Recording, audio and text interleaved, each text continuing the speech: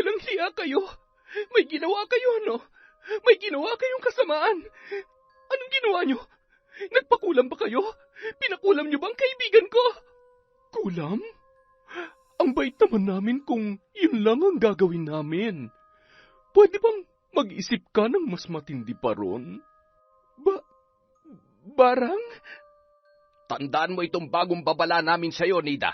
Lahat ng tao sa paligid mo, lahat ng lalapit sa'yo, at lahat ng mga magmamahal sa'yo, unti-unti ring mamamatay gaya ni Kenneth. Mga demonyo kayo, mga wala kayong puso, mga walang kaluluwa. Dahil ayaw ko lang kayong tulungan, umabot pa talaga kayo sa ganito. Alam nyo, ang mga taong tulad nyo, hindi dapat tinutulungan. Matagal na ako nagtitimpi sa inyo, pero ngayon hindi ko napipigilan ang sarili ko na sabihin to. Mga patapon na mga buhay nyo, mga wala kayong silbi sa mundo, mga palamunin. Yang paghihirap nyo, kulang pa yan sa lahat ng mga taong inabuso't inagrabyado ninyo. Sige lang, magsalita ka pa. Wala nang epekto sa amin yan. Kahit anong lait mo, hindi mo pa rin maibabalik ang dating kalagayan ng kaibigan mo. At bago mo pa kami laitin ulit, tandaan mo itong isa pang sasabihin ko. Uulit-ulitin ko para pumasok dyan sa kukote mo. Nasa kamay namin ang asawa ko ang ikalawang buhay ng kaibigan mo. Kaya kung hindi ka luluhod sa harapan namin at ibibigay ang gusto namin, asahan mong ganoon din ang mangyayari sa lahat ng pinagkakatiwalaan mo ngayon. Magdusa ka, Nida. Tingnan natin kung mailigtas kayo ngayon ng pera at yaman nyo. Hindi! Taon 2017, Visayas. Pasado 6:00 ng umaga nang lumabas ng bahay si Nida, matapos magwalis sa harapan at diligan ang munting halaman, naupo siya sa silya at tahimik na pinagmasdan ang kalmadong paligid. Ramdam niya ang ginhawa sa malamig at masarap na ihip ng hangin. Kaya nang tumunog ang kanyang telepono, agad niya itong sinagot. Lalo na't nakita niyang si Kenneth ang tumatawag, ang matalik niyang kaibigan na nakilala sa ibang bansa. Hello, Nida? Oh, Kenneth, ang aga mo naman tumawag. Kumusta? Eto, nasa Zamboanga na ako.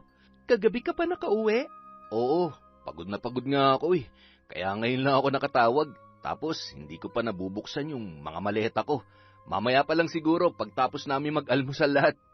Buti ka pa may kasama ka mag-aalmusal dyan. Bakit naman kasi hindi ka pa sumama sa amin? Gusto ko rin makilala ng mga magulang ko. Sabi ko naman sa'yo, dito ka na lang muna tumuloy sa amin eh. Kahit mga ilang araw lang. Total, wala ka namang kasama dyan sa inyo. Bigla ko lang kasing namiss tong bahay namin eh. Saka, hindi naman ako nagsisisi na dito ako dumiretso. Pagkakita ko kasi ulit sa bahay, ang dami kong naisip na plano para dito. Balak ko na ngayong iparenovate to at palawakin pa. Ganon?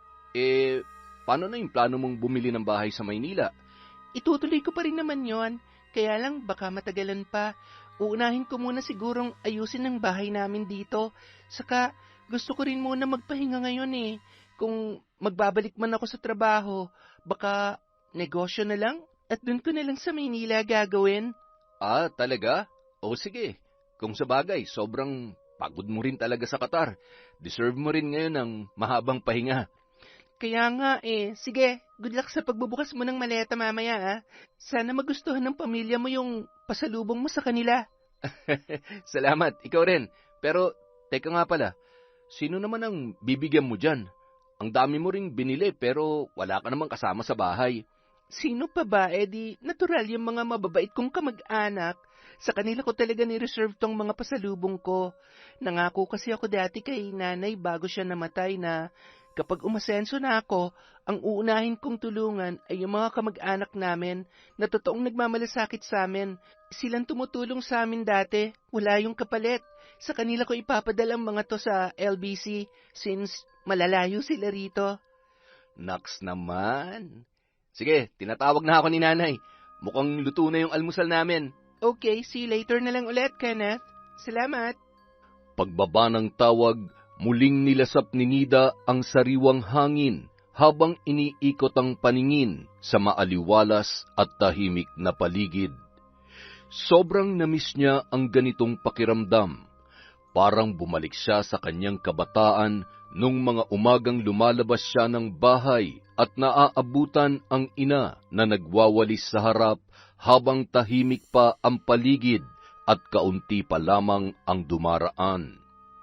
Sa dami ng panahong lumipas, ngayon lang ulit siya nagkaroon ng pagkakataon na maranasan yon. Mula nang makagraduate ay bihira na siyang makauwi.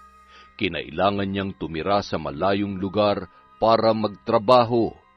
At nang magkaroon siya ng sapat na karanasan, naisipan na niyang mag-abroad, kaya lalo siyang napalayo sa lugar na yon. Hindi naman siya nahirapan dahil ang manager niya mismo ang tumulong sa kanya. Nakitaan siya nito ng potensyal at ito na mismo ang humikayat sa kanya na mangibang bansa. 5 taon din siyang nagtrabaho sa Qatar at matapos ang kontrata, hindi na siya nag-renew. Wala naman siyang balak magpakalunod sa yaman doon.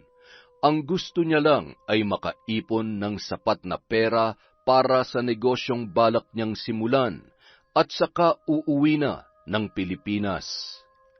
Yun ang pangakong binitawan ni Nida sa kanyang sarili at sa wakas ay natupad na rin yun. Kinabukasan, naisip niyang linisin ang buong bahay at baguhin ang ayos nito. Dahil mag-isa lamang siya roon, minabuti niyang itago sa bodega ang mga mahalagang gamit, lalo na ang mga pag-aari ng kanyang yumaong mga magulang. Ang mga gamit naman na hindi ganun kahalaga pero may pakinabang pa, isa-isa niyang binalot. Plano niya itong ibenta sa mga kakilala. Sa kalagitnaan ng kanyang paglilinis ay mayroong kumatok sa pinto. Hindi lang basta katok, parang 2 kamay ang magkasabay na kumalabog, dahilan para mapaisip siya kung sino ang kanyang mga bisita. Gayunpaman, binuksan niya ang pinto. Laking gulat niya nang bumungad sina Onyok at Rema, ang mag-asawang kamag-anak na labis na kinasusuklaman ng kanyang mga magulang. Oh, Nida, magandang umaga. Magandang umaga, Nida. Kumusta ka na? Grabe, ang ganda mo na ngayon. At sumeksi ka pa. Umuwi ka na pala. Ba't hindi ka man lang nagsabi? Di sana nasundo ka namin sa airport. Oo nga naman. Dapat tinawagan mo kami. Ang daya mo talaga kahit kailan, ha? Magandang araw din po. Salamat po sa pagdalaw. Oh, hindi mo man lang ba kami papapasukin? Sobrang namiss ka namin, pati tong bahay eh. Pasok po. Tuloy po kayo. Wow! Parang lumuwag na yata masyado dito ah. Pasensya na po, medyo magulo pa. Naglilinis po kasi ako eh. Aba, mukhang may balak kang magbawas ng mga gamit ah. Yung mga hindi mo gagamitin, pwede bang ibigay mo na lamang sa amin? Wala po akong binibenta rito. Lahat po ito gagamitin ko pa rin. Naglilinis lang talaga ako at balak kong ibahin ng ayos kaya itinago ko muna yung iba. Ang daya mo talaga. Alam mo, maraming mga magagandang gamit dito yung nanay mo dati eh. Total wala naman na siya ngayon. Bakit hindi mo na lang ibigay sa amin? Total mga kamag-anak mo naman kami, di ba? Nako, ano ka ba? Bakit yung mga pinaglumaan pang hihingin mo? Ay nako, Nida, ang mabuti pa, bigyan mo na lamang kami ng mga dala mong pasalubong. Sigurado kung marami kang inuwi dyan. Ay, oo nga. Nako.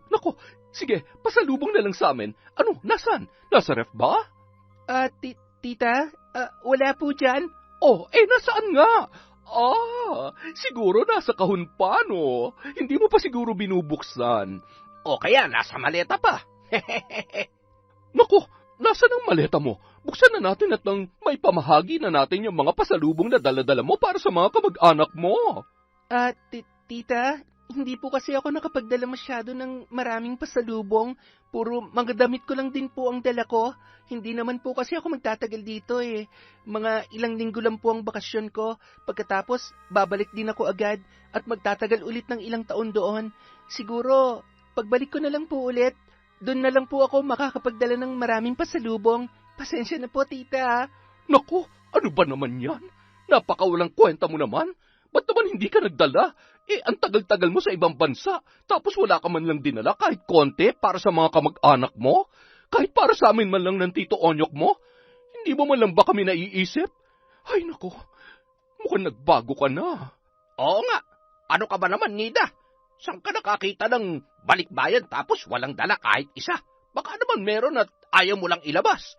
Sige na, bigyan mo na kami para naman hindi masayang ang pagpunta namin dito.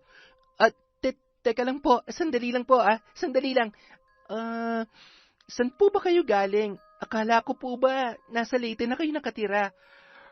Umuwi na kami rito noon pag nakaraang taon. Wala na kasi kaming bahay sa Leyte Napalayas kami ng mga kamag-anak namin doon. Kaya kahit sobrang liit lang ng bahay namin dito at halos sira-sira na, pinagtsatsagaan na lang namin. Wala na rin naman kaming ibang matitirhan Nako, tamang-tama. Bakit hindi mo na lang kami dito patirahin sa bahay mo? Tutal, mag-isa ka lang naman dito. Wala ka na rin namang magulang. Sobra-sobra na sa'yo ang ganito kalaking bahay. Oo nga, tama. Kung gusto mo, patirahin mo na lang kami rito para naman may kasama ka. Malungkot ang mag-isa, ikaw rin. Nako, pasensya na po. Pero gaya nga po ng sinabi ko kanina, hindi po ako magtatagal dito. Babalik din po ako sa ibang bansa kaya kinakailangan ko pong isara tong bahay. Bakit mo naman isasara? Nandito naman kami. Pwede naman kaming tumira dito habang wala ka. Para na rin may tao rito sa bahay at hindi mabulok sa pagkaluma. Ano ba naman yung patirahin mo ang malapit na kamag-anak na magulang mo? Oo nga, Nida. Baka nakakalimutan mo. Nung nasa ospital ang nanay mo, kami rin naman ang nag-ambag noon para may pagamot lang siya. Tapos nung burol niya, kami rin ang nagbantay. Bumili pa kami ng mga pagkain at kape para sa mga bisita. At dun sa nag-aasikaso. Tama. Tapos nung yung tatay mo naman ang namatay, kami rin ang nag-asikaso ng burol niya, di ba? Tapos nung bata ka na medyo nagipit sila, kami rin na nagbigay sa kanila ng bigas para lang may makain kayo. Kaya siguro naman may karapatan din kaming tumira dito, hindi ba? Pasensya na po talaga pero hindi pa po talaga pwede Marami pa po kasing sira tong bahay na ipapagawa ko pa. Saka may mga uunahin din po kasi akong... Ano ba naman yan? Ba't ang dami mong dahilan? Kanina ka pa nagdadahilan dyan, nakakainis na. Ano, patitirahin mo ba kami dito o hindi? Pasensya na po talaga, hindi pa po pwede sa ngayon. Sorry po. Kung ganun bigyan mo na lamang kami ng suporta. Kahit cash na lang. Kung wala kang naiuwing pasalubong siguradong meron ka naman pera. Hindi ka pwede mawalan ng pera. Kaya kahit cash na lamang ang ibigay mo sa amin. Tutal, wala ka na rin namang mga magulang. Tapos, malalayo na rin yung ibang kamag-anak mo. Kami na lang nandito para suportahan ka. Kaya dapat binibigyan mo kami ng allowance. Oo nga naman, Nida. Tapos pala yung bunso ko, malapit nang tumungtong ng high school. Baka naman pwedeng ikaw ang magpaaral sa kanya para naman mapakinabangan mo yung pera na naiuwi mo galing abroad at mapunta sa mabuti. Ayaw mo yon? Para makatulong ka rin sa kapwa mo, lalong-lalo na sa kamag-anak mo. Pasensya na po, tita. Hindi ko pa po yan kakayanin sa ngayon. Marami rin po kasi akong gastusin at bayarin, lalo na para sa itatayo ko negosyo. Hindi naman po ganong kalaki ang naiuwi ko dahil mahirap din ang buhay sa ibang bansa. Mahal din po ang bilihin doon. Kaya yung nadala ko rito, sakto lang para sa negosyong bubuksan ko. Nakabudget na po kasi talaga ang lahat Ano? Ibig mong sabihin wala ka ring ibibigay na pera kahit konti sa mga kamag-anak mo? Kahit para sa amin dalawa lang? Ay, Diyos ko naman, Nida. Ano pang silbi ng pagpunta mo sa ibang bansa? Ay, nako. Hindi ka na natatapos sa mga dahilan mong yan, ha? Dito sa susunod kong sasabihin, sana naman huwag ka na magdahilan. Ngayon, kung hindi mo kami mabibigyan ng pasalubong, cash, o patitirahin dito, buti pa isama mo na lang kami dyan sa negosyo mo.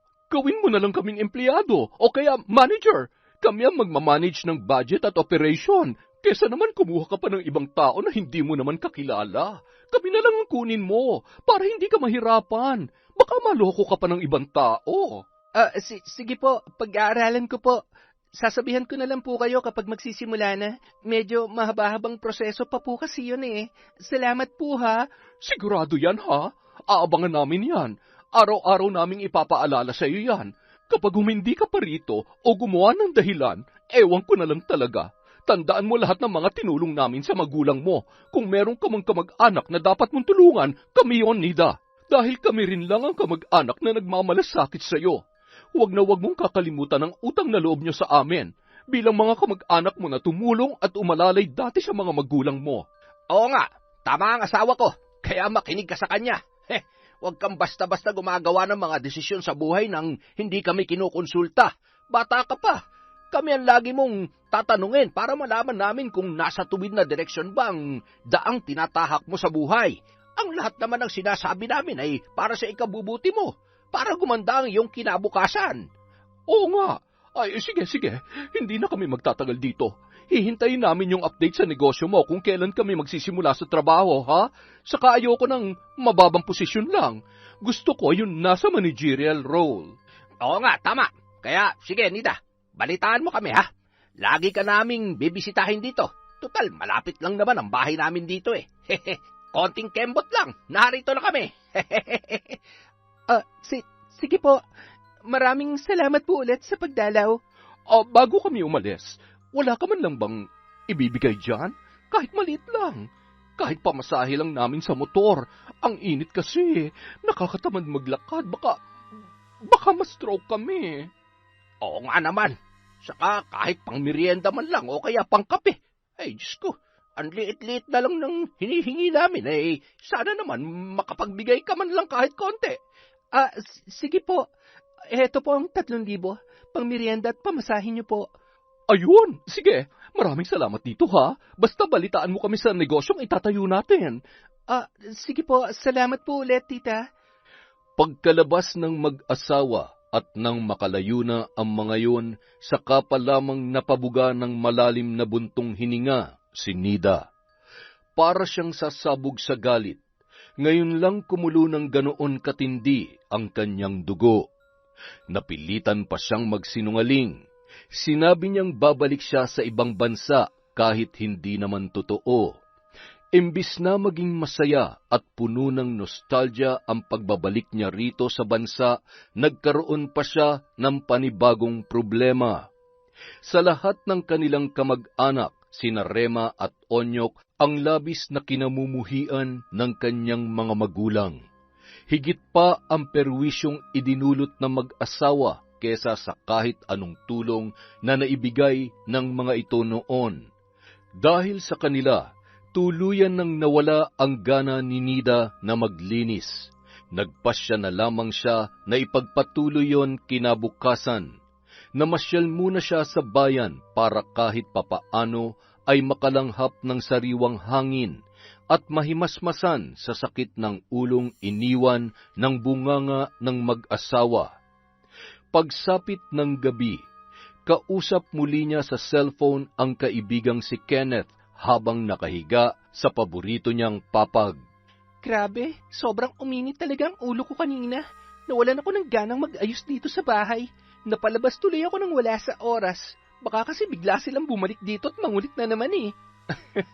Bakit? Ano bang ginawa nila? Pagkapasok dito sa bahay, hindi na ako pinagpahinga kahit konti. Kung ano-ano na ang mga hinihingi. Gusto nila bigyan ko sila ng pasalubong, tapos gusto rin nilang tumira dito. Humirit pa ng cash. At ang matindi, gusto nila ako pa magpaaral sa anak nila. Hay nako, parang sasabog ang utak ko kanina dahil sa boses nila. Hanggang ngayon, hindi ko pa rin makalimutan. May balak ka naman bang bigyan sila? Nabigyan ko sila kanina ng 3,000. Nang hingi rin kasi ng pamasahe at pang merienda daw. Kung hindi ko ginawa yon, baka hanggang ngayon hindi pa rin nila ako tinitigilan. Ano ba kasi nagawa nila sa inyo at gano'n na lang ang galit mo sa kanila? Alam mo, yung sina Tita Rema at Tito Onyok ang pinakamortal na kaaway ng mga magulang ko sa lahat ng kamag-anak namin. Bata pa lamang ako, saksi na ako sa mga away-bati nila. Pero sa lahat-lahat ng yon, mas marami pa rin silang away kesa bati.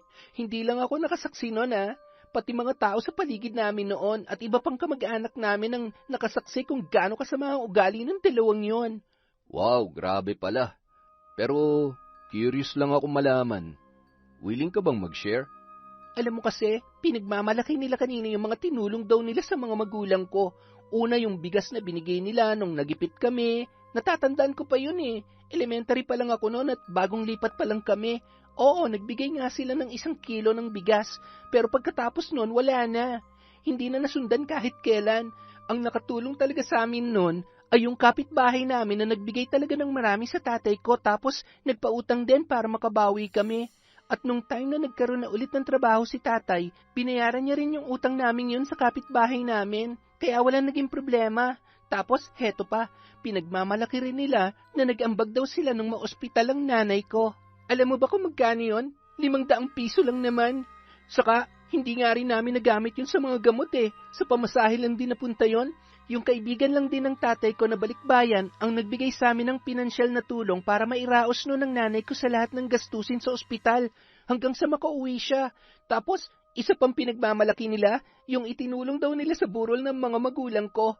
Alam mo, nung burol ni nanay, wala naman silang ibang ginawa kundi sigawan ng mga bisita namin na akala mo sila may-ari ng bahay. Tapos, sila rin yung nauunang kumukuha sa mga nag-aambag. Tapos sa huling araw ng burol ni nanay, nagkasagutan pa sila ng tatay ko at nagsisigaw pa sila sa harap ng kabaong ni nanay. Hindi na nahiya.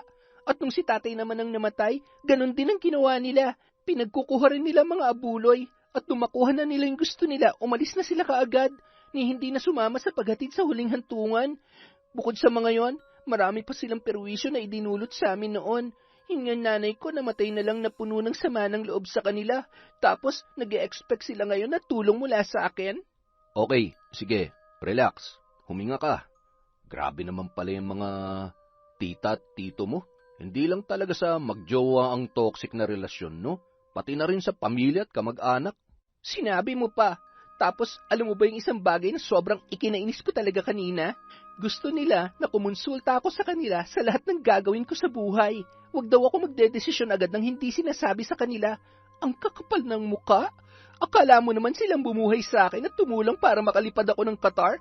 Grabe talaga yung galit ko kanina. Konti na lang sasabog na ako. Hayaan mo na mga yun. Huwag mo na lang silang pansinin. Siguro, lumabas ka na lang lagi ng bahay para kung pupunta man sila dyan, wala silang aabutan. Magsasawa rin ang mga yan kapag nakikita nilang lagi kang wala dyan. Kaya nga imbis na yung negosyo ko lang at renovation ng bahay ang iisipin ko, pati tuloy ang pagtatago sa kanila kailangan ko na ring isipin. Ikaw kasi, hindi ka pa kasi dito tumuloy sa akin. Sabi ko naman sa'yo dapat dito ka na lang muna nagbakasyon, kahit mga ilang linggo lang. Di sana wala kang iniisip na ganyan ngayon. Mas payapa at tahimik ka sana. Nako, hayaan mo na. Wala rin naman silang mapapala sa akin kahit ano pang gawin nila. Okay, sige. Bukas na lang. I-charge ko lang tong phone ko. Palubat na Tapos, tutulungan ko na rin muna si Mama sa kusina. Sige, Kenneth. Salamat ulit ha. At least, nailabas ko ang sama ng loob ko. Kahit paano makakatulog ako ng mahimbing ngayon. Good night, and thank you. Pagkatapos nila mag-usap, ay ibinaba niya na ang telepono. Si Kenneth ang kaibigan niya na nakilala niya noon sa Qatar. Isa ito sa mga empleyado ng isang restaurant na kinakainan niya lagi doon tuwing bagong sahod si Nida. Sabay na natapos ang kanilang kontrata, kaya naman sabay na rin silang umuwi ng Pilipinas. Kinabukasan, hindi na rin muna niya itinuloy ang planong paglilinis ng bahay. Muli siya nagbihis at namasyal sa bayan para makaiwas sa dalawa. Hindi niya sigurado kung kailan muli dadalaw ang mga ito at baka biglain na naman siya.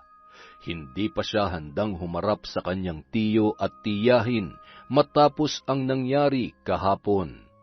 Nang sumunod na araw, habang namamalengke si Nida, nakasalubong niya si Onyok. Tuwang-tuwa ito nang siya ay makita dahil napakarami niyang pinamili. Oh, Nida, anong meron? Bakit ang lalaki niya mga plastic na daladala mo? At siksik pa sa laman, ha? Wala po, Tito. Mga pang-araw-araw lang po sa bahay. Pang-stock na rin po sa ref. Ano? Stock sa ref? Nako, baka naman pwede kaming makihati. Total, mukhang marami naman yung pinamili mo. Bigyan mo naman kami. Para naman hindi masayang yan. Siguradong hindi mo rin naman mauubos lahat ng yan. Tito, hindi lang naman po kasi pang isang araw to. Pang ilang linggo ko na rin po ito. Para hindi na ako masyadong magpapabalik-balik sa palengke. Ganun na rin yun. Kahit ba naman pang ilang linggo o buwan pa yan, mag-isa ka lang din naman sa bahay. Kaya hindi mo kakailanganin yung ganyang karami. Kaya sige na, mamaya pag uwi mo, pupuntahan ka namin ni Rema para makapagkwentuhan naman tayo. O sige, mauna na ako ha, mamaya na lang. Hindi na siya hinayaang makasagot ng kanyang tiyuhin. Umalis na agad yon na parang walang nangyari at tila sinadya talagang talikuran siya ng ganoon kabilis para hindi siya makatanggi. Kaya naman, uminit na naman ang ulo ni Nida. Samantala, pagdating niya sa kanyang bahay, Oh, Nida, nasan yung mga pinamili mo? Nandyan na rin ba yung para sa amin? Po, tita? Naku, bakit hindi ka nagsabi na mamamalengke ka kanina? Sana tinawag mo kami para naman nasamahan ka namin. Di sana hindi ka nahirapan sa pagbubuhat ng mga yan. Okay lang po yun, tita.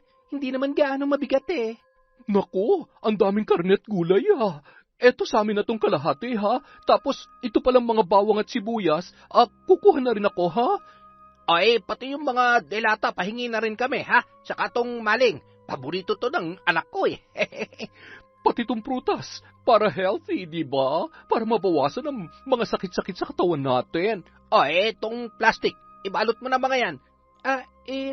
Teka lang po. Hinay-hinay lang po, tito, tita. Baka po. Ayun, okay na kami rito. Kumpleto na lahat ng kailangan namin. Salamat, Nida, ha? Sa susunod, kapag namalengke kay tawagin mo kami para naman hindi ka mahirapan sa pagbubuhat. Ako nang bubuhat ng mga yan. Oo nga, huwag kang mahihiyang magpatulong sa amin. Tayo na lang ang magkamag-anak dito. Sino pa ba magtutulungan? Di ba? At saka kung anong meron kami, dapat meron ka rin. Paano, Nida? Alis na kami. Salamat dito. Bye-bye. Sa susunod ulit, ha? Napakamot na lamang ng ulo si Nida sa sobrang galit, lalo na nang makita niya kung gaano na lamang kaunti ang natira para sa kanya. Kinagabihan. Hay nako, pinerwisyo na naman ako ng mag-asawa kanina. Yung 3 linggong supply ko ng ulam at pagkain, kinuha nila lahat. Ang tinira sa akin pang 1 araw na lang. Kaya heto, kailangan ko na namang mamalengke ulit bukas para may mailuto ako't makain. Kinuha nila lahat. Sabi nila hati raw kami pero pinakyaw naman nila. Grabe talaga yung 2 yon. Bakit kasi hindi ka pa umalis dyan? Mas mabuti siguro kung unahin mo na lang muna yung negosyo mo sa Maynila. Saka mo na iparenovate yung bahay mo dyan. Doon ka na muna manatili sa lugar na malayo sa kanila para hindi ka napeperwisyo ng ganyan. Hindi pa kasi talaga ako handang lumuwas ng Maynila. Bukod sa wala ron yung mga kakilala ko, parang medyo wala pa ako sa mood maghanap ng matitirhan. Gusto ko muna talaga makapagpahinga Yun nga ang dahilan kaya ako umuwi ng Pinas, diba? Gusto ko ulit maranasan yung buhay namin dito sa probinsya. Kung magmamaynila ako agad, di lalo akong nanibago sa ibang environment doon. Mas gusto ko muna talaga rito, Kenneth. Itong mag-asawa lang na itong talagang perwisyo sa buhay ko Kung ganun, wala tayong magagawa dyan. Kailangan mo magtiis. Pero kung gusto mo naman, pwede kang tumira sa rest house ko sa Davao. Yung pinsan ko lang naman na nandun, tsaka babae rin yun. At least doon, masaya tsaka payapa ron. Nako, di mas lalo akong napalayo. Hayaan mo na, magtitiis na lang muna ako rito hanggat walang paninirang ginagawa mga kamag-anak kong yon. Hindi ko na lang muna sila masyadong papatulan. Alam mo, may naisip akong solusyon para matapos yung problema mo. Ano naman yon? Dito kasi sa amin, may kilalang mambabarang ang pamilya ko. Pati mga tao dito sa amin, kapag may mga nakakaaway, doon sila lumalapit sa mambabarang na yon. Naku, ayan ka na naman sa supernatural mo. Alam mo, wala akong balak magpakulam o magpabarang ng tao kahit mortal ko pang kaaway. Naniniwala ako na darating din ang karma nila balang araw. Kung hihintayin mo pa ang karmang yan, kailan naman yan darating? Kung kailan ubos na nila lahat ng pera mo, pagkain mo, o mga gamit mo? Kung kailan naubos na rin nila pati pasensya mo? Pati buong pagkatao mo? Nida, wag mo nang hintayin na dumating ang karma nila. Ikaw dapat ang mismong magbigay ng karma sa kanila. Di ba parang paghihiganti na rin yon? Naku, mas lalong ayoko. Alam mo naman ang kulturang nakalakihan ko, Ken. Kahit tubong probinsya kami, hindi kami pinalaki rito na sumasali sa mga ganyan.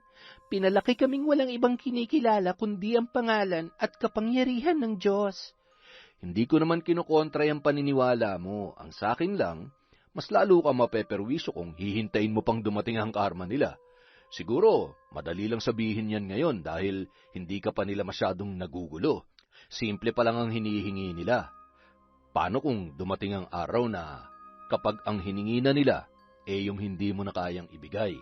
Sigurado ko gulo ng kahantungan yan. Ikaw rin na masisira balang araw. Sisirain nilang pagkatao mo, ang payapa mong buhay, pati na rin ng ibang tao. Hahayaan mo na lang bang gawin nila yun sa'yo? Wala ka man lang bang gagawin para pigilan o kontrahin yun? Pero pag-isipan mo pa rin mabuti. Minsan hindi masama ang gumanti, lalo na kung sobra-sobrang perwisyo ng ginagawa nila sa'yo. Nako, wag na nga natin silang pag-usapan. Iba na lang. Ayoko makarinig ng mga ganyan.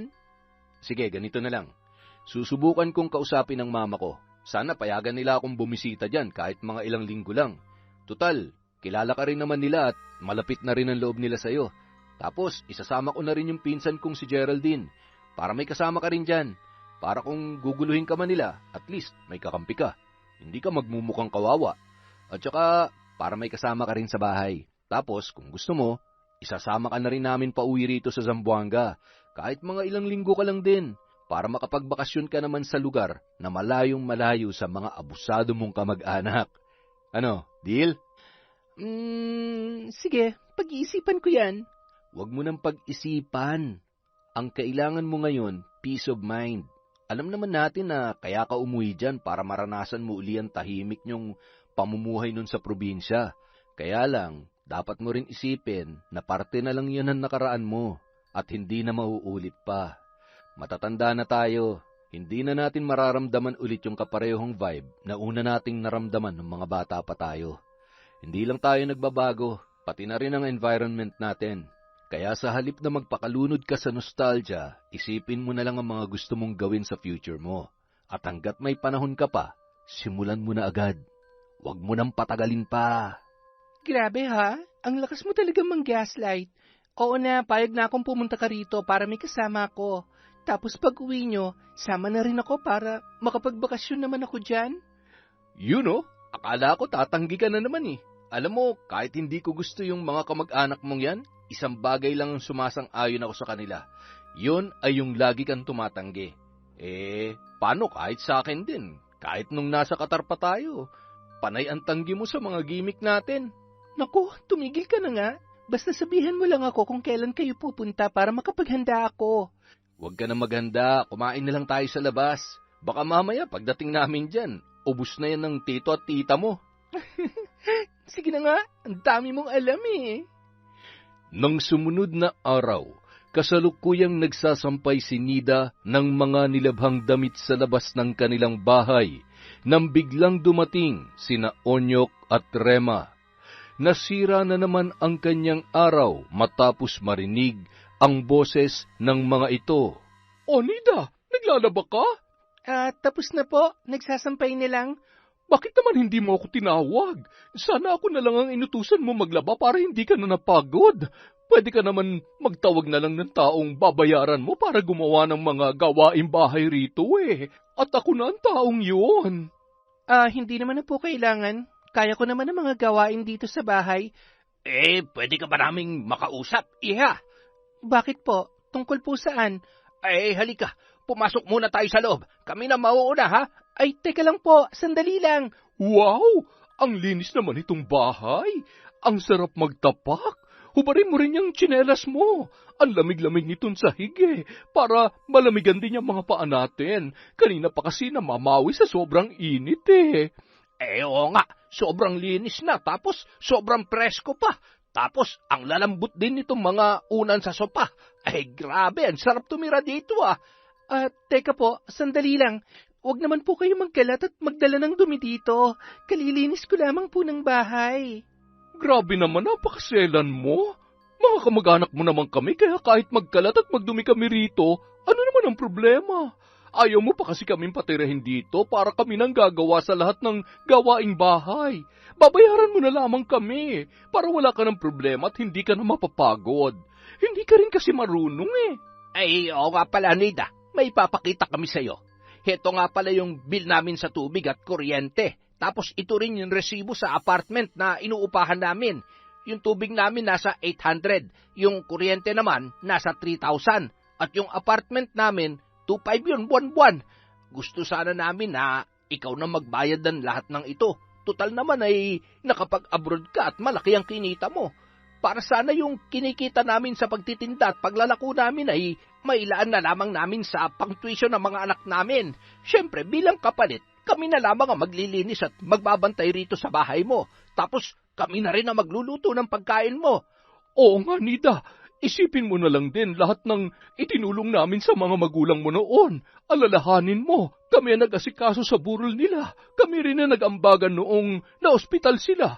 Tapos minsan na rin kaming nagbigay ng bigas sa inyo nung lagapak na lagapak kayo. Marami-rami rin naman kami na itulong sa inyo noon, kaya sana kami naman ang tulungan mo ngayon kasi kami naman ang nangangailangan. Kung gusto mo rin, pati sa pagkain mo, kami nang ngunguya para sa'yo. Ilululun mo na lang para hindi ka na rin mapagod pati sa pagnguya. Ano? Gago ka talaga. Hanggang dito ba naman ay magbibiro ka pa ng ganyan? Naku, sorry na. Sabi mo nga, biro lang yun. Tito, tita, pasensya na po talaga kayo. Sana po huwag sumama ang loob nyo sa akin, pero parang sobra naman po yata to. Naiintindihan ko po ang mga ginawa nyo noon para sa mga magulang ko, pero parang hindi rin naman po yata tama na akuin ko ng lahat ng bayarin nyo sa bahay. May sarili din po akong buhay. May pangarap din po ako na gusto kong abutin. Pwede po ako magbigay sa inyo paminsan-minsan, pero wag naman po sana yung ganito. Abuso na po ang tawag dito eh. Abuso? Anong abuso? Naririnig mo ba yung sinasabi mo? Kami? Nang-aabuso? Kailan? Kailan ba kami nang hingi sa iyo at sa mga magulang mo? Kami pa nga ang tumulong sa inyo dati, di ba? Gusto mo bang ipaalala ko sa iyo ulit lahat ng ginawa namin para sa mga magulang mo? Hindi na po kailangan, tita. Kabisado ko na po lahat. Alam ko po lahat yon. Pero gayon pa man, hindi pa rin po tama na sa akin nyo ipaako tong lahat ng bayarin nyo sa bahay. Hindi naman po ako nagtrabaho sa ibang bansa para ipamigay na lamang ng ganito yung perang pinaghirapan ko. Inilaan ko po to para sa negosyo na balak kong itayo. Opo, may plano rin akong magbigay sa mga kamag-anak ko gaya ninyo. Siyempre, hindi ko yung nakakalimutan. Pero itong ipapaasa nyo sa akin ng bayarin nyo sa tubig, kuryente, at bahay, tapos yung nabanggit nyo pa nung nakaraan sa akin na gusto nyo ring ipabayad ang tuition fee ng anak nyo, sobra naman na po yata yun. Hindi na po yun tama. Kahit kamag-anak man o hindi, maling-mali na iasa nyo sa ibang tao lahat ng mga pinagkakagastusan nyo sa buhay. Anong ibig mong sabihin? Hindi mo na kami tutulungan? Wala ka ng balak na tulungan kami dahil lang sa rason mo na yan? Alam mo, ikaw, porket nakarating ka lang sa ibang bansa, nagmamalaki ka na. Isang negosyo lang naman ang itatayo mo kailangan ba lahat ng pera mo diyan mo ilaan? Hindi ka man lang makakapagbigay sa amin mga kamag-anak mo? Tito, para po sa kaalaman nyo, hindi naman po ganun kalaki ang naipon kong pera. 5 taon lang po ako sa ibang bansa. Hindi naman po dekadang itinagal ko ron. Kaya itong naipon ko, sapat lang po talaga para sa negosyong itatayo ko. Saka mahal na po lahat ng mga bilihin ngayon. Mga materyales, pati iba pang bagay na kailangan ko para sa pagbibuild ng business. Hindi po ganun kamura magtayo ng negosyo, ng bagong establishment, lalo na po sa panahon ngayon. Isa pa po, hindi naman po kami nagpapakasarap sa buhay sa ibang bansa. Araw-araw po kaming pagod doon, gaya ng mga trabahador natin dito sa Pilipinas na araw-araw ding umuwi na pagod sa kanilang mga pamilya. Wala po kaming pinagkaiba sa kanila, kahit nasa ibang bansa pa po kami. Bukod doon, mahal din po ang mga bilihin sa ibang bansa, kaya natural kailangan din namin gumastos doon.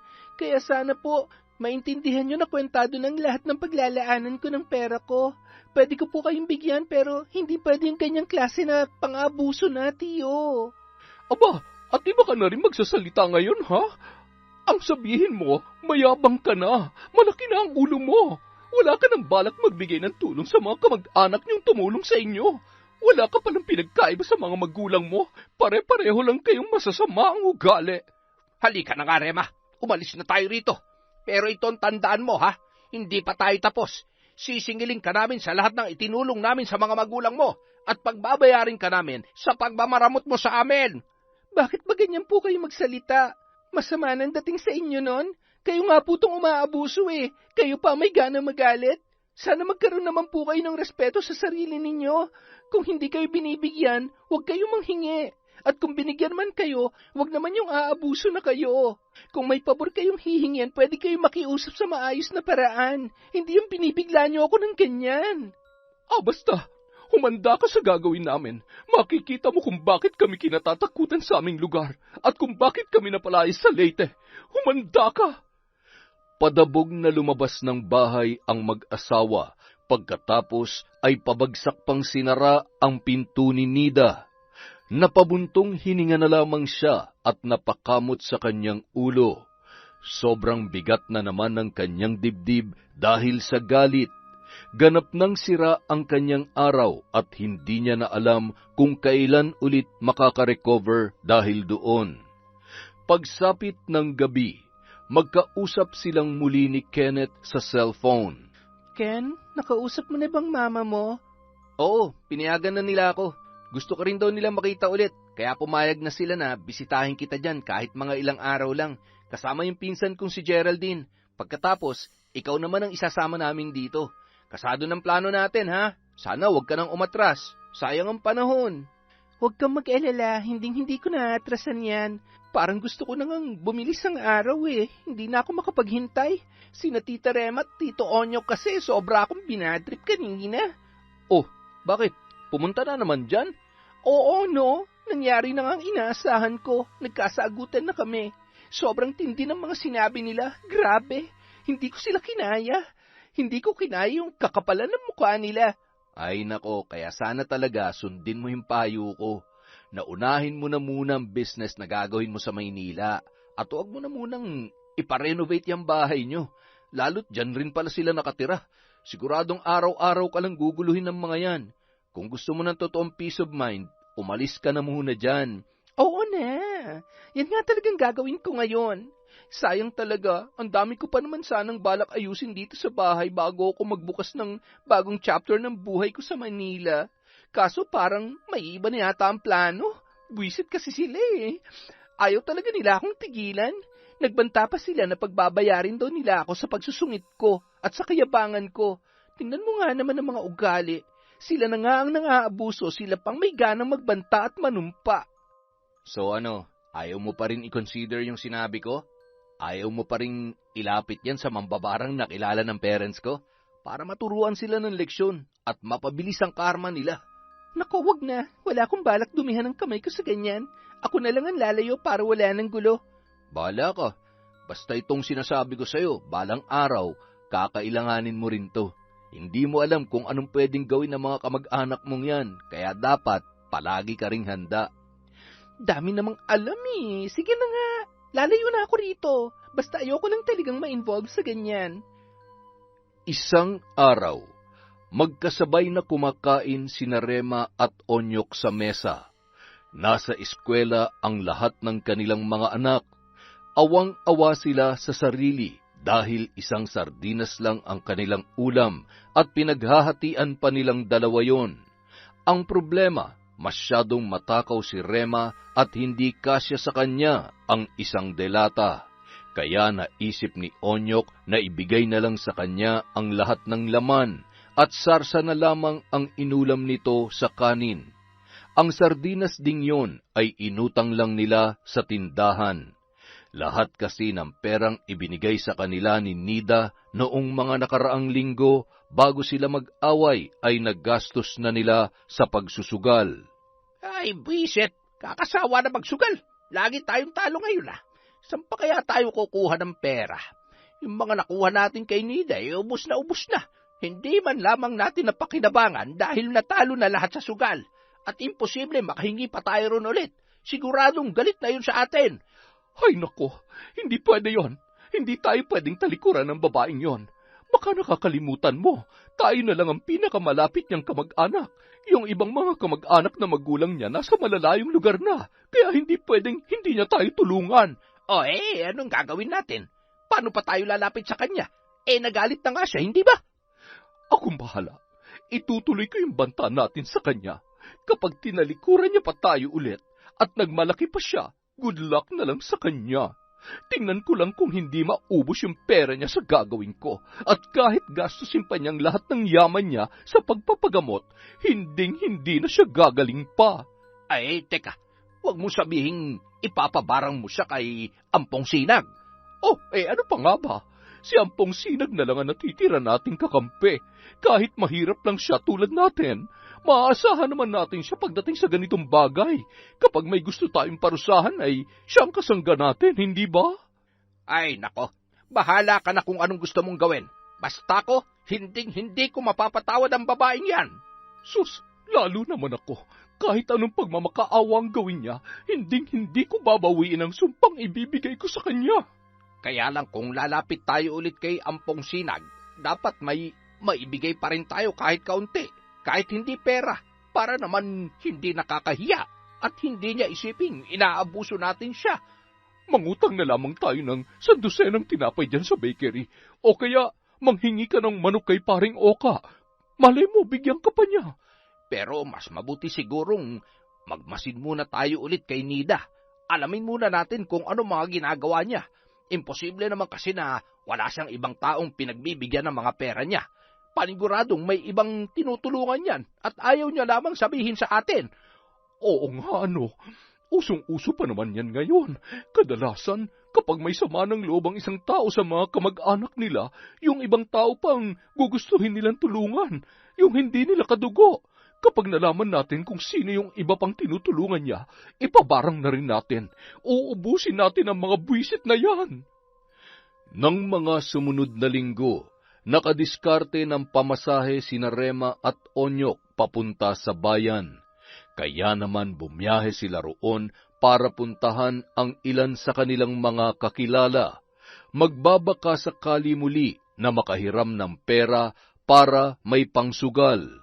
Ngunit nang mapadaan sila sa may bandang palengke, may nakitang eksena si Rema na talaga namang ikinagulat niya. Agad niyang kinalabit ang kanyang asawa at itinuro ang kanyang nasaksihan. Pareho silang nagulat nang makita si Nida na namamalengke at may kasamang lalaki. Matangkad ito, moreno at gwapo. Tila nagkakatawanan pa ang dalawa habang naglilibot sa mga pwesto. Mabilis na lumukot ang muka ng mag-asawa. Sinasabi ko na nga ba, kaya pala ayaw niyang tumulong sa atin dahil may lalaki na pala siya. Abay, oo nga. Loko-loko, napakalandi. Wala pa man siyang 1 buwan dito sa Pilipinas ay meron na agad lalaki. Sigurado, kumpirmado. Diyan niya nilaraspag ang pera niya sa lalaking yan. Ang lalaking yan ang dahilan, kaya ayaw niyang tumulong sa atin. Ano? Parusahan na ba natin yung dalawa? Ipabarang na natin. Kahit hindi natin kilala yung lalaki, picture lang yan, sapat na para ipatira natin yan. Teka sandali, Rema. May naisip akong maganda. O sige, ano ba yan? Bakit hindi na lang yung lalaki munang ipatira natin? Naisip ko lang kasi, mas masasaktan si Nida kapag yung lalaki niya nagkasakit, nagkaroon ng sumpa. Mababaliw siya sa kakaisip kung paano tutulungan ng lalaki niya. Kapag sukong-suko na siya, doon lang natin sabihin sa kanya na nasa atin ang susi para gumaling ang lalaking yan. Sa paraang yon, magkakaroon siya ng malaking utang na loob sa atin at mapipilitan na siya magbigay sa atin ng pera. Oo nga, maganda yung naisip mo, ha? Diba? Kapag kasi pati siya pinabarang natin, paano pa natin makukuha ang pera niya? Siguradong lalong hindi magbibigay yan. Baka bago pa natin makuha ang yaman niya, may pasa niya pa yun sa iba niyang kamag-anak. Kaya para siguradong may makukuha tayo sa kanya at mapapakinabangan talaga natin, ang ipabarang na lang natin ay yung mahalaga sa buhay niya, kabilang na lalaking yan. Tingnan ko na lang kung hindi siya magmakaawa sa atin at mapilita magbigay ng malaki kapag alam niyang nasa atin ang lunas para gumaling sila at mabuhay pa. Ay naku, Gumagana na naman ang utak mo, Onyok. Yan ang gusto ko sa iyo eh. Diyan kita pinakasalan dahil sa mga strategy mong yan. Kahit na pangit ka at mukhang ipis, yung katalinuhan mo ang minahal ko sa iyo. Ay, grabe ka naman. Mukhang ipis. Ikaw ano? Mukhang balyenang naligaw sa lupa. Hoy, hindi tayo dapat nag-aaway dito, ha? Kaya tumigil ka na dyan sa kalokohan mo. Kunan mo na ng litratong lalaking yon para madala na natin kay Ampong Sinag. Oo, heto na. O sige, okay na yan. Tara na, baka makita pa nila tayo. Pagka-uwi ni Nanida at Kenneth sa bahay, agad nilang inayos ang kanilang mga pinamili. Ang iba kasi rito ay dadalhin ng binata bilang pasalubong sa kanyang pamilya sa Zamboanga. Sa tingin mo, magugustuhan kaya nila itong mga pinamili natin? Siyempre naman, kabisado kong mga gusto ng pamilya ko, kaya sigurado matutuwa sila rito kapag nakita nila. Kailan nga pala tayo aalis? Siguro sa Lunes na lang. Tsaka parang gusto rin magtagal ng konti ni Geraldine dito eh. Tingnan mo naman oh, enjoy na enjoy sa view sa labas. Ayaw pang pumasok. Sabi ko naman sa iyo eh, yan ang dahilan kaya ako umuwi rito. Sobrang ganda lang kasi ng mga tanawin sa amin at hindi ko kayang mapalayo agad sa kanila. Isa yan sa mga nagpapasaya at nagpapagaan ng loob ko. Sina Tio Onyok at Tia Rema lang talagang laging sumisira sa view ko eh. Hayaan mo ng mga yun. Malapit na matapos ang paghihirap mo sa kanila. Geraldine, halika na rito. Kain muna tayo para matikman din natin to. Tara! Inenjoy na muna ng magpinsan ang 2 araw na pananatili roon, bago sila luluwas sa Zamboanga para isama si Nida at makalayo sa mapang-abuso nitong kamag-anak. Isang araw, habang ipinapasyal ni Nida sina Kenneth at Geraldine, bigla nilang nakasalubong sa daan sina Rema at Onyok. Gulat na gulat ang tatlo at nag-unahan paatras. Pero bago pa sila makalayo, pumutok na muli ang bibig ng mag-asawa. Hoy, Nida! Malandi! Tita, seryoso? Ngayon lang tayo ulit nagkita tapos yan talaga ang bungad niyo sa akin? Paano ba naman? Kaya pala ayaw mo kaming tulungan. Diyan mo pala binibigay sa lalaki mo yung perang inuwi mo galing sa abroad. Siya palang pinagkakagastusan mo ngayon. Ano pa nga ba? Ngayon alam na namin kung bakit ayaw mo magbigay. Sa lalaki mo pala nilalaan ang pera mo, ha? Kung buhay lang ang magulang mo, hindi sila matutuwa sa ginagawa mong yan. Tito, ba't ang bilis niyo naman pong gumawa ng konklusyon? Saan niyo naman nasagap na lalaki ko siya? Para sa kaalaman niyo, magkaibigan lang po kami ni Kenneth. Aba, saan din ba ang punta nun? Di sa pagiging magkaibigan. Nako, Nida, huwag kami, ha? Huwag kami pinaglololoko mo, umayos ka. Mawalang galang na po, pero mali po ang iniisip niyo sa amin. Wala po kaming relasyon ni Nida. Friends lang po talaga kami.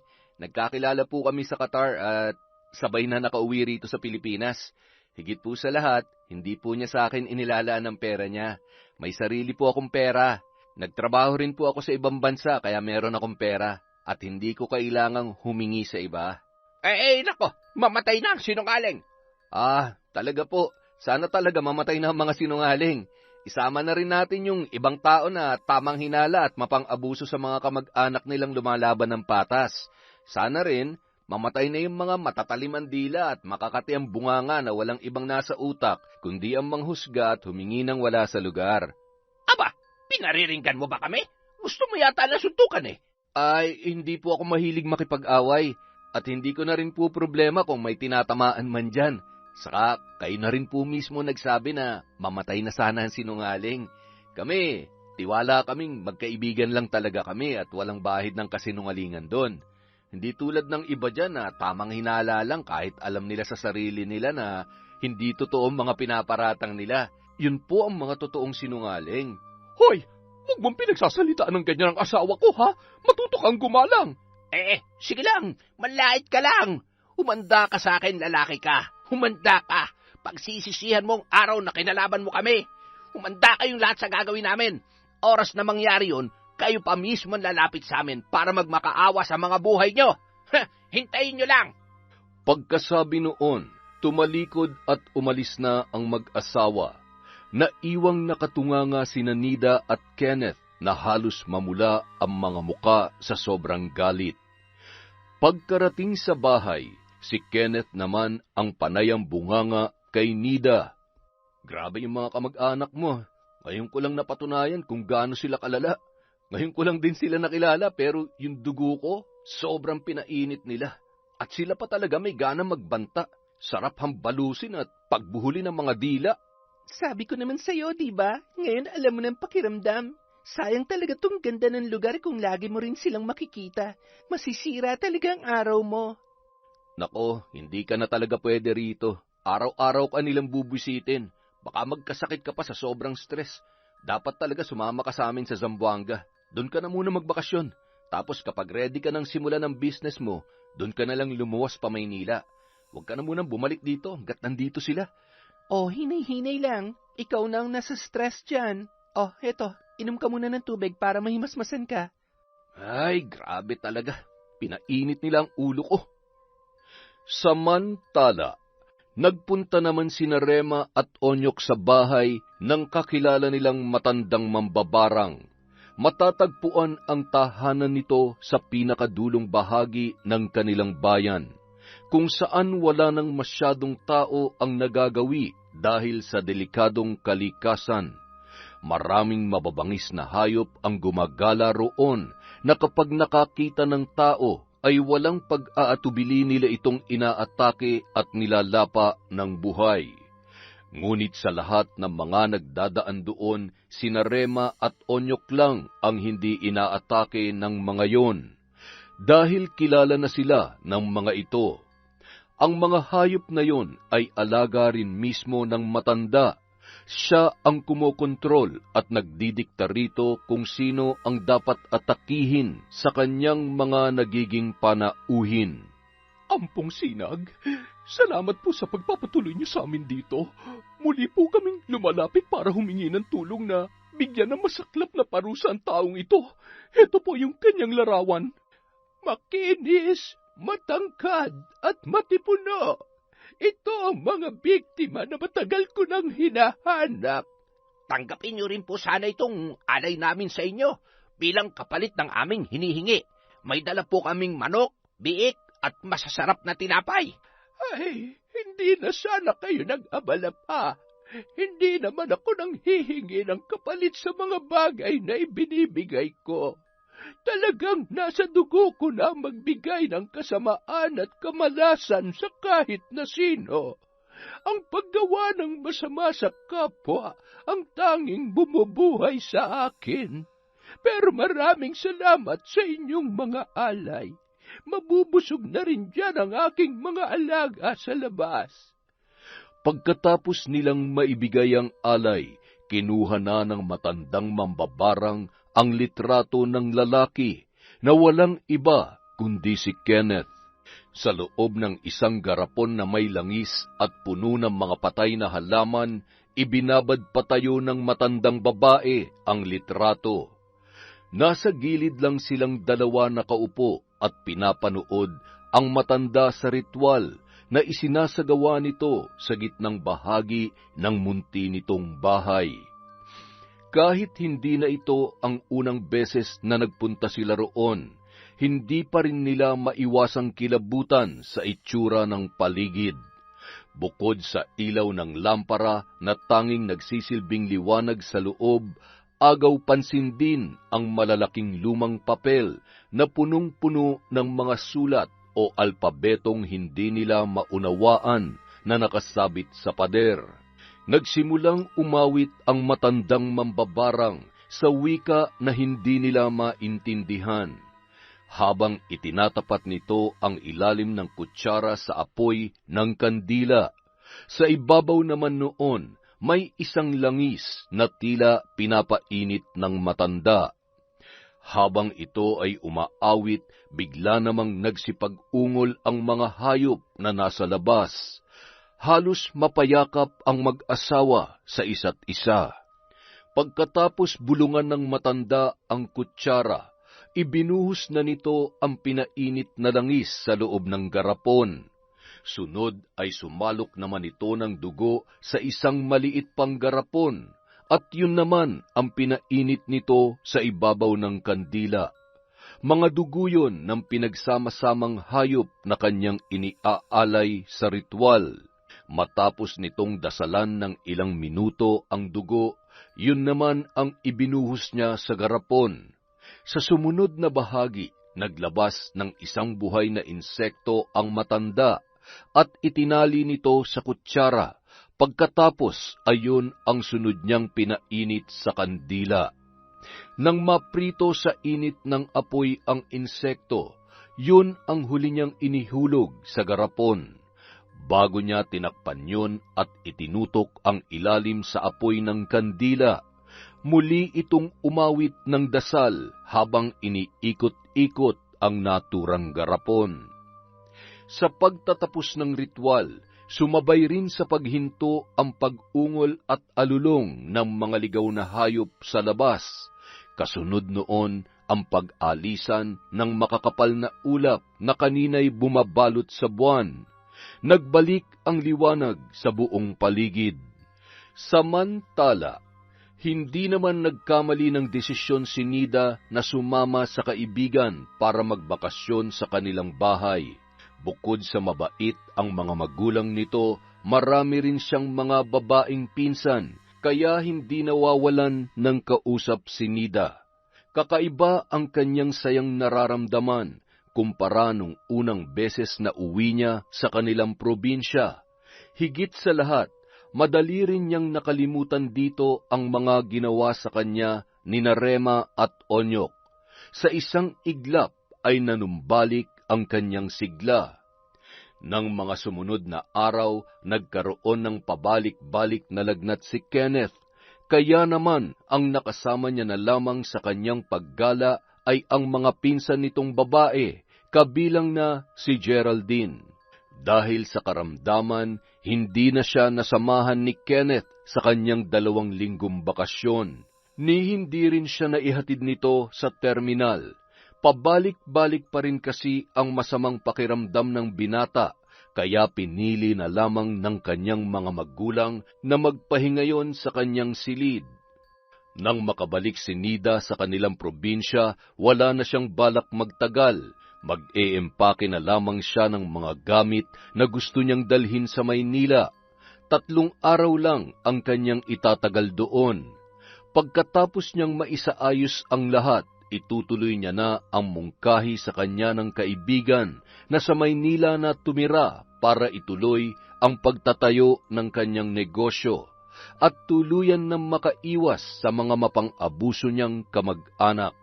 Ngunit sa huling araw niyang naroon, bigla siyang nakatanggap ng balita mula kay Geraldine. Ate, isinugod po si Kuya Kenneth sa ospital kanina madaling araw. Ano? Bakit daw? Ano nangyari? Bigla po kasing lumala yung sakit niya eh. Paano lumala? Nitong nakaraang linggo, puro lagnat lang siya. Pero ngayon, biglang nangitim yung balat niya, ate. Para siyang nasunog sa apoy, tapos dagdag na rin siya ng mga sugat. Hindi namin alam kung saan galing, kaya dinala na namin siya sa doktor kanina.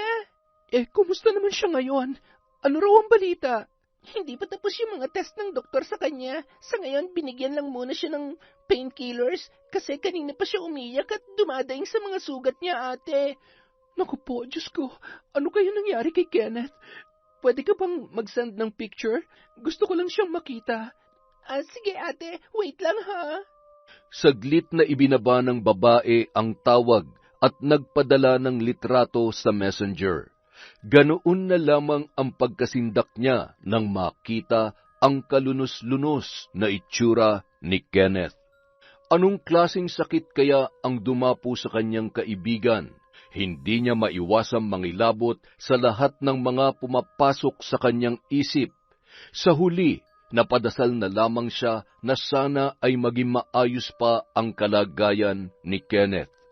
Pagsapit ng hapon, naisipan niyang magpunta sa palengke para mamili ng mga babaunin sa biyahe pa Maynila. Ngunit hindi pa man siya nakakalayo. Nakasalubong niyang muli sa daan sina Onyok at Rema. Sa pagkakataong ito, maraming bitbit na grocery ang dalawa. O Nida, bakit nagbalik ka pa rito? Akala ko'y nagtanan na kayo ng boyfriend mo. Pwede ba, tita? Tama na. Wala po akong gana makipag-away ngayon. Please lang po. Tigilan niyo na ako. Ano, hindi mo ba pupuntahin yung lalaki mo ngayon? Balita ko malubha raw ang kalagayan niya. Ano pong ibig niyong sabihin? Bakit niyo po alam? Siyempre, akala mo ba nagbibiro lang kami dun sa babala namin sa'yo? Hindi ka kasi nakikinig na mabuti. Seryoso ako dun sa mga sinabi ko sa lalaki mo nung sinagot-sagot niya ako. Akala mo siguro papayag na lang kami na maliitin niyo kami ng ganito, porket asensado na kayo dahil nakatikim kayo ng abroad. Teka lang po, ibig niyong sabihin, may kinalaman kayo sa nangyayari ngayon kay Kenneth? Napakasama niyo. Anong ginawa niyo sa kanya? Hindi na mahalaga kung anong ginawa namin. Ang mahalaga kung anong nararamdaman mo ngayon. At hindi dyan nagtatapos ang lahat, Nida. Umasa ka na lahat na magiging kapanalig mo ngayon sa buhay. Sasapitin din ang nangyari sa lalaki mo. Wala silang ligtas lahat. Tingnan ko lang kung hindi ka mabaliw kapag lahat ng mahal mo sa buhay ay unti-unting naagnas ng buhay. Mga walang hiya kayo. Anong ginawa niyo? Napakasama niyo talaga. Nagpakulam ba kayo? Pinakulam niyo ba ang kaibigan ko? Kulam? Ang bait naman namin kung yun lang ang gagawin namin. Pwede bang mag-isip ka ng mas matindi pa ron? Ano? Barang? Tandaan mo itong bagong babala namin sa'yo, Nida. Lahat ng tao sa paligid mo, lahat ng lalapit sa'yo, at lahat ng mga magmamahal sa'yo, unti-unting mamamatay gaya ng lalaki mo. Napakasama nyo. Mga wala kayong puso. Mga walang kaluluwa. Talagang umabot pa kayo sa ganito dahil ayaw ko kayong tulungan. Alam nyo, ang mga taong tulad nyo, hindi deserve na tulungan. Matagal na ako nagtitimpi sa inyo pero ngayon hindi ko napipigilan ng sarili kong sabihin to. Mga patapo ng buhay nyo, mga wala kayong silbi sa mundo, mga palamunin. Yung paghihirap nyo, kulang pa yan sa lahat ng mga taong inabuso't inagrabyado nyo. Ay, sige lang, magsalita ka pa. Wala namang epekto sa amin yan eh. Kahit anong lait mo, hindi mo pa rin maibabalik ang dating kalagayan ng kaibigan mo. Tama! Ang lakas ng loob mong lait-laitin kami ngayon, ha? Para sa kaalaman mo, nasa aming mga kamay ang lunas para gumaling ang lalaki mo at bumalik sa dati. Kahit sa ang ospital niyo siya dalhin, kahit sa ang bansa niyo siya ipagamot, hindi siya gagaling. Nasa amin lang ang kaisa-isang lunas niya, kaya kung hindi mo ibibigay lahat ng mga hihingin namin, pasensyahan na lang tayo. Magsimula ka na magpaalam sa kaibigan mo, pati sa lahat ng taong tutulong at magiging kapanalig mo sa buhay.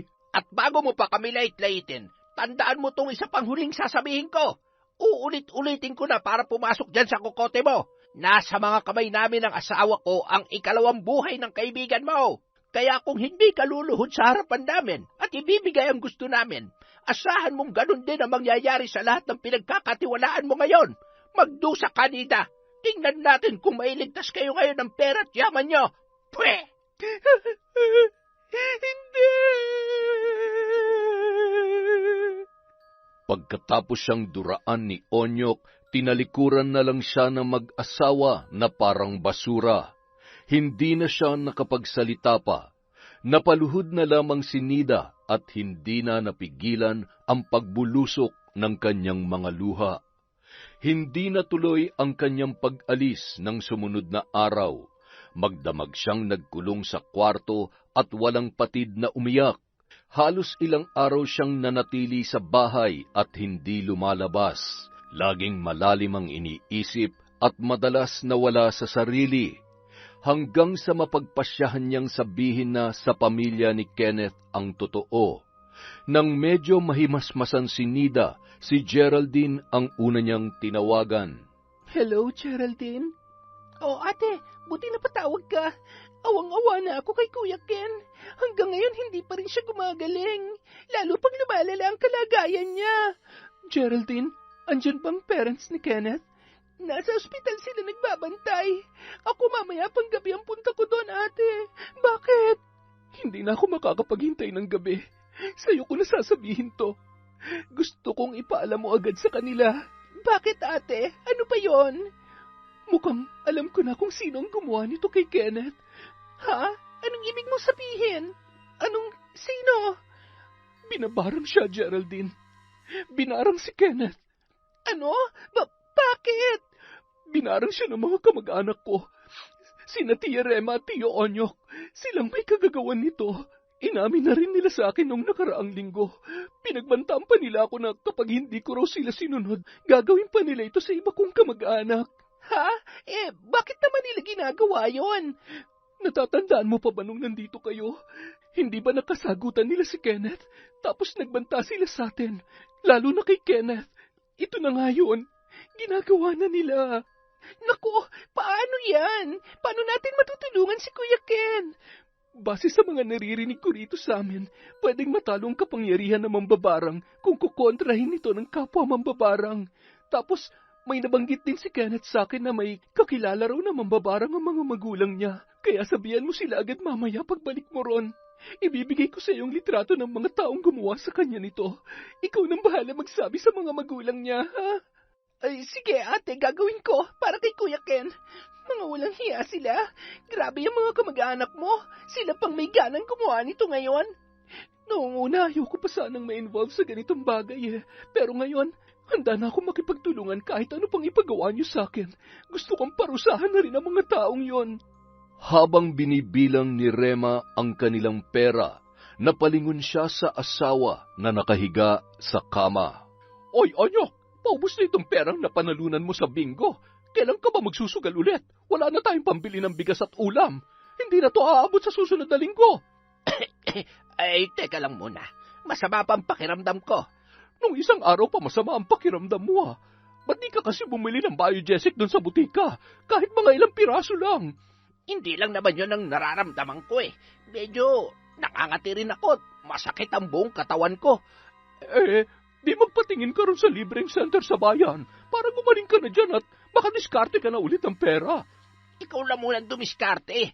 Masama pa talaga ang pakiramdam ko Ay nako, kung marunong lang ako magsugal matagal ko na sanang ginawa. Ngunit sa paglipas ng ilan pang mga araw, lalo pang lumala ang kalagayan ni Onyok. Hindi na lang siya basta nilalagnat, tinutubuan na rin siya ng mga malalaking sugat sa katawan. At sa bawat sugat na yon, mayroong lumalabas na mga bulate at insekto. Hindi na maiwasang mapaiyak ng kanyang asawa. Diyos ko, ano ba itong nangyayari sa iyo, Onyok? Bakit ka dinadapuan ng ganitong sakit? Rema, hindi kaya gumaganti na sa atin si Nida? Paano naman siya makakaganti? Isa lang naman ang mambabarang dito sa atin. Imposible namang magkakilala sila ni Nida. At imposible rin na sundin niya ang ipapagawa ni Nida kung sakali mang siya nag-utos na ipabarang ka. Bakit? Siya lang bang nag-iisang mambabarang dito sa mundo? Ano bang ibig mong sabihin? Puntahan mo si iyong mambabarang. Ihingi mo ko ng tulong sa kanya. Siguradong alam niya kung paano ito kokontrahin. Sige. Mamaya, pupuntahan ko siya. Saglit na tumayo si Rema para ikuha si Onyok ng halamang gamot. Ngunit hindi pa man siya nakakalayo, biglang sumakit ng matindi ang kanyang tiyan at napasuka ng kulay dilaw na likido. Laking gulat niya nang makita ang iba pang laman ng kanyang suka. Mayroon ding mga bulate at insekto. Nakaramdam ng matinding kaba si Rema. Mukhang pati siya ay tinamaan na rin ng sumpang hindi pa rin nila matukoy kung saan nagmumula. Dahil sa mga nangyayari sa kanila, napilitan na siyang puntahan ang matandang mambabarang. Kailangan niyang humingi ng tulong habang mayroon pa siyang lakas. Ayaw niyang pareho silang abutan ng panghihina ng kanyang asawa. Pagdating niya sa bahay ng matanda, natulala siya sa kanyang nakita. Ang mambabarang nakabulagta na sa sahig, isa ng malamig na bangkay. Halos agnas na ang kalahati ng katawan at ginagapangan na ng mga uod at kung ano-anong insekto. Wari pinuksa ito ng kung sino mang mambabarang na kanyang nakalaban. Samantala, nang mga sandaling yun, unti-unti namang bumubuti ang pakiramdam ni Kenneth. Maging ang mga doktor ay nagtataka dahil wala pa mang 24 oras biglang bumalik sa normal ang balat nito. Kasabay noon ang pagbalik ng kanyang sigla. Napatay ng mambabarang nakapanalig ng mga magulang ni Kenneth ang mambabarang na umaalalay kina Rema at Onyok. At bilang kabayaran, isang brutal na sumpa ang ipinatong nito sa mag-asawa. Nang mga sumunod na araw, parehong lumala ang kondisyon ni Rema at Onyok. Dahil patay na ang kanilang mambabarang, wala na silang ibang malapitan. Si Onyok halos hindi na makilala habang nakaratay sa kama. Naging butot balat na ito at nilalamon ng malalaking sugat ang kanyang balat. Nagkalat na rin ang mga uod sa kanyang higaan. Si Rema naman, bagsak na ang dating matabang katawan. Parang lobo itong pumutok. Sa sobrang payat, lumalawlaw na ang kanyang balat. Walang tigil sa pagsusuka, pati sariling taba ay lumalabas na rin ng kusa. Kagaya nung una, may buhay na mga insekto siyang sinusuka. Lumilipad ang mga ito at dumadapo sa kanila. Sa tuwing sila ay kakagatin, lalo pang lumalala ang kanilang kalagayan at nadadagdagan ng ibang sintomas, gaya ng matinding pagkapraning, pagkahilo, pagkukumbulsyon, at mga guni-guni. Lagi silang may naaaninag na mga itim na nilalang sa gilid ng kanilang paningin. Tumatawa at nag-uusal ng mga orasyon na hindi nila maunawaan. Hindi nila alam kung nasa realidad pa ba sila o nakakulong na sa walang hanggang bangungot. Samantala, si Nida naman, laking tuwa niya nang makitang magaling na ang kanyang kaibigan. At nung araw din yon, makakalabas na ito sa ospital. O Kenneth, buti naman okay ka na. Pero kahit paglabas mo dyan, sana huwag ka pa rin masyado magkikilos ha. Magpahinga ka rin muna sa bahay ninyo. Oo. Salamat sa tulong mo ha. Kung hindi dahil sa'yo, hindi namin malalaman kung sinong gumawa nito sa akin. Ayoko nga sanang masali sa ganitong uri ng gawain pero hindi ko rin kayang makita na nahihirapan ka habang sila patuloy na nagpapakasaya. Walang mali sa ginawa mo. Hindi naman ikaw ang bumarang sa kanila eh. Kaya sana, huwag mo nang isipin na may kinalaman ka sa nangyari. Ginawa mo lang kung ano ang tama. Siya nga pala, pasensya na rin, hindi pa ako makakapunta dyan. Hindi tuloy kita madalaw. Marami lang kasing naiwang gawain dito, pero kapag maluwag na ang oras ko, dadalawin kita dyan. Hindi na kailangan, Nida. Pumunta ka na sa Maynila at asikasuhin mo na yung restaurant na gusto mong itayo. Ako na mismong bibisita sa iyo ron kapag naayos ko na rin ang mga ginagawa ko rito. Maraming salamat ha. Sige na, magpahinga ka na muna. Pagkatapos nilang mag-usap, naisipan niyang puntahan sina Onyok at Rema. Ilang linggo na rin kasi siyang walang balita sa mag-asawa.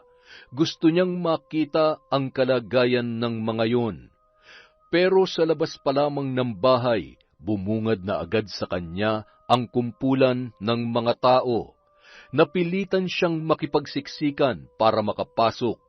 At nang sa wakas ay makalusot siya, halos pagsisihan niya ang kanyang nagawa. Bumaliktad ang sikmura niya sa tumambad na eksena. Ang mga katawan ni Rema at Onyok ay halos natunaw na sa sobrang kapayatan. Pati mga buto ay tila pinapak na rin ng mga insekto. Wala nang natirang laman loob. Tanging ulo na lamang ang buo, pero nangingitim na rin ito at puno ng natutuyong mga sugat. Sa gilid ng kwarto, nagkalat ang mga patay na bulate at insektong butas-butas ang katawan. Tila sumabay rin sa unti-unting pagkaagnas ng mag-asawa. Hindi niya natagalan yon kahit 5 segundo. Agad siyang lumabas at sumuka sa isang tabi. Halos mangiyak-ngiyak sa kanyang nakita. Hindi niya akalain na ganoon kabrutal ang parusang ipapataw sa kanila. Pero pinigilan niya ang kanyang sarili na lumuha. Hindi niya dapat iniiyakan ang mga ganong klase ng tao. Kung anuman ang nangyari kina Rema at Onyok, inisip niya na karma lamang nila yon. Ngayon, makakapagsimula ng muli si Nida na walang pumeperwisyo sa kanyang buhay. Yon! Napakaganda na naman po ng kwento natin. Ang karma talaga. Karma. Dahil dyan, meron tayong shoutout. Napakahaba na naman po nito mga kaibigan. Simulan natin kay Condesa na nagtatampo na naman daw, natuto na magtampo ang lahat. Hello po kay Mafe Layaging. Shoutout kay Hermie Metoda from Antipolo City. Kay Christina Colot. Hi kay Roldan Villena from Grezil Zyber Kunakuna. Makapagal Family of San Miguel, Bulacan from Ariana. Hello po kay Merly Pura, kay Michelle Lage, Trish Salino, Ramil Fariolin. Hi kay Judilyn Delfin from Riyadh. Hi po kay Mariam Duka, kay Frederick Ganagana, Grace Kagsawa of Jeddah, KSA. Hi kay Earhart the Great Vlog, Sagaledo Family from Rai. Hi po kay Cecil Vlog 64. Hello kay Noemi Garcia Pabunan, kay Tess Sumanting from Rome, Italy. Kay Jennifer Sacris, kay Lydia Lopez, kay Roberto, Christine Angela at Mary Grace Grefaldia. Hi kay Isay DS. Hello po kay Edgardo Fontanilla, kay Rosemary Cao, kay Virginia Belay. Hello po kay Doris Estander, kay Angelica Jones Bonilio. Hi kay Lorna Algordo at hubby na Manuel Baldonado. Hello po kay Elena Leman, kay Alma Naong, kay Bernalyn Oyanggoren, kay Margaret Osong, Jeneline Mix Vlog, Kath Linay. Hello po kay Marites Nalika at sa mga taga Baguio. Hi kay Sharon Silaw. Hello kay Mami. Kay Catherine Fantinalgo, kay Brethart from Kuwait, kay MGS14.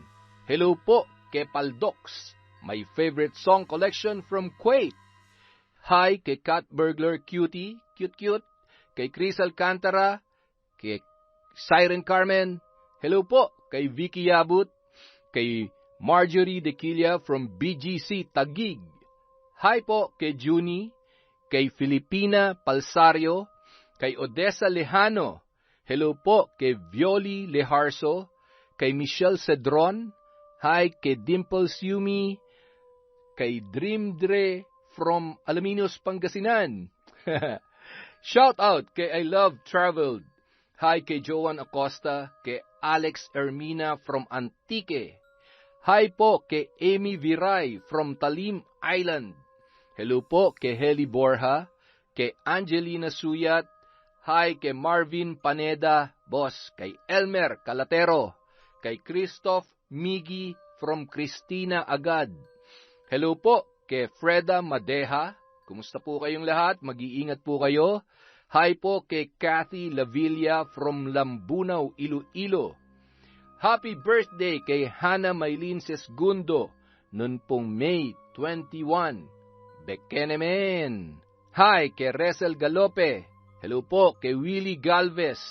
Hi kay Mercy Aninyon, kay Arish Rogon, kay Jennifer Longno, kay Sean Ivan Estrella. Shout out po kay Emelda Ofelia, kay Jose Jimenez, sa tropang panadero ng Cavite. Pahingi naman tayo ng pandesal dyan. Kay Roldan Villena at Grezil Cyber Kunakuna. Hello po kay Marybeth Cruz, kay Noylin Sumandal, kay Michelle de la Cruz, Marilu Francisco from Kuwait, kay Stephen Tordesillas, kay Chander de Guzman, Ahmed Panigel, at syempre kay Chona Bainosa from Malaysia. Yun pong mga hindi natin nabanggit. May susunod pa po tayong upload. Maraming salamat po mula sa Kwentong Enteng.